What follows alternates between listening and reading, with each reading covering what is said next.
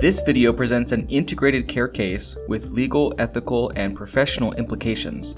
There are two clinicians involved in this case. First is Dr. Amina Alwarith, a primary care physician. Second is Mr. John Russell, a behavioral health provider working in a primary care alongside Dr. Alwarith. In this scene, Dr. Alwarith refers a patient to Mr. Russell for behavioral health care. The topics included in this case include confidentiality, scope of practice, informed consent, the No Surprises Act, risk management, and open notes. Watch how the clinicians work together to navigate the ethical challenges of the patient case. Mrs. Harris, I'd like to introduce you to John, who is the mental health provider here. He will help you with your medication compliance issues and can address your other concerns today. I look forward to following up with you at our next appointment in 3 months. Great. Take care. Hi, Mrs. Harris. I'm John, the behavioral health consultant here. I'm happy to discuss any concerns that are hurting your ability to take your medications. Also, I'll ask you some questions today to get to know you, and we can talk about your other concerns. Sounds good. Great. I'm glad Dr. Alwarith got you. I've been going through a lot. I didn't want her to know because I don't think she can understand. I haven't been taking my sugar and pain meds because my kids have been at home. I lost my meds at home. I don't have a lot of money to get any more. I think my kids have been using drugs for a while. I've been doing my best that I can to help them.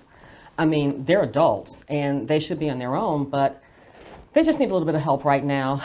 They want to clean up and I'm the only one that can help them. I'm sorry to hear that you lost your meds. The situation and wanting to help your kids must be really, really tough. If you're interested, I can share some resources that can help your kids find treatment as well as financial and housing support. I also have some connections to our Angel Fund, which provides financial assistance for medication. There are some rules and an application for it. However, I am happy to help you complete it. Thank you. Actually, since I lost the meds, I've been in a lot of pain. I tried taking the stuff from Walgreens, but it didn't even take off the edge. So my kids tried to help me with my pain by giving me some of their stuff. So I used a little bit of heroin, okay? Not much. I've been there before and I am not going back, okay? I talked with the kids and we have a plan to clean up. I'd really love your help. Please don't tell Dr. Alwarith, okay? I really don't want her to know because I think this will change the way she sees and treats me. We really are good together and this is the first time that I've not really been treated as a druggie. So maybe you can help me with those resources and that fund so I can get back on track. Oh, do I have to pay extra for this? Let's review the integrated care legal, ethical, and professional concerns of this brief encounter. First, the medical provider, Dr. Alwarith, did not complete a formal introduction of the behavioral health provider and inappropriately referred to John as a mental health provider. This approach can reduce efficacy in a warm handoff. Additionally, the lack of formal introduction can lead to confusion for patients about the behavioral health provider's role, responsibilities, and scope of practice.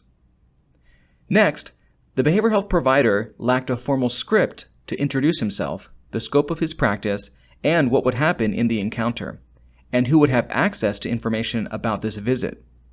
Failure to utilize a formal script can lead to further confusion for the patient, reducing the patient's ability to understand the roles and responsibilities of the behavioral health provider. Additionally, this limits the patient's understanding of confidentiality and shared documentation or continuity of care, and may also lead to violations of HIPAA and the No Surprises Act. To improve, consider a basic script for your healthcare team. Medical providers may introduce behavioral health providers as, "I would like you to see our behavioral health provider who specializes in helping patients with issues similar to yours. We work as a team with you to help manage your health." John can provide further information about his role. Behavioral health providers may use a script similar to, "Hi, my name is John Jefferson. I am a behavioral health provider and licensed clinical social worker. Here I work directly with your primary care provider, other healthcare team members, and with you on your health. I help people with everything from diabetes management to pain, depression, and more. Everything we talk about will be in your primary medical record and disclosed to the full medical team. Sometimes I also have to do other reporting like Dr. Alwarith does related to child, elder abuse, and safety. Most visits with me last about 20 to 30 minutes and are covered by insurance, but sometimes people have copays. If you are interested in costs, the front desk can help with all of that. Is it okay if we talk today? And do you have any questions? Thank you for your honesty and trust. It is important that we all have a clear understanding of the situation so that we can help you best.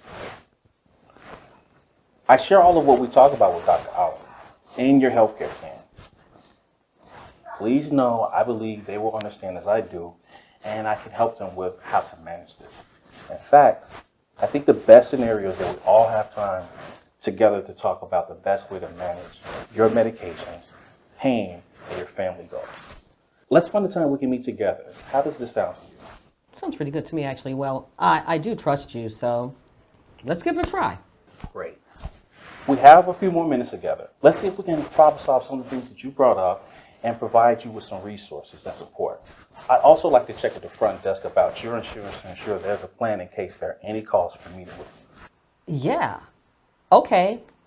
Thank you. I think I'd like to see you more often if that's okay, and my insurance will cover it. A review of legal, ethical, and professional considerations can be accomplished through a multi-lens approach. The 4 underlying principles of professional codes of ethics are helpful lenses to accomplish this. First, autonomy or respect for person. Acknowledging a person's right to make choices and views, and to take actions based on personal values and beliefs. The goal is to promote the independence of those we serve and not take any actions that would increase their dependence on us. Second, justice is the requirement to treat others equitably, distribute benefits and burdens fairly. The obligation here is to afford all individuals the opportunity for equal access to the same high-quality treatment. Third, non-maleficence, or do no harm, is the obligation to not inflict harm intentionally. In medical ethics, the guiding maxim is to, first, do no harm. And fourth, beneficence, or do good, is to ensure we provide benefits to persons and contribute to their welfare. This refers to an action done for the benefit of others. This is our duty to do good and help others. Now, let's apply the 4 underlying principles to the present case. First, respect for persons and autonomy. John provided a safe atmosphere to develop trust with the patient.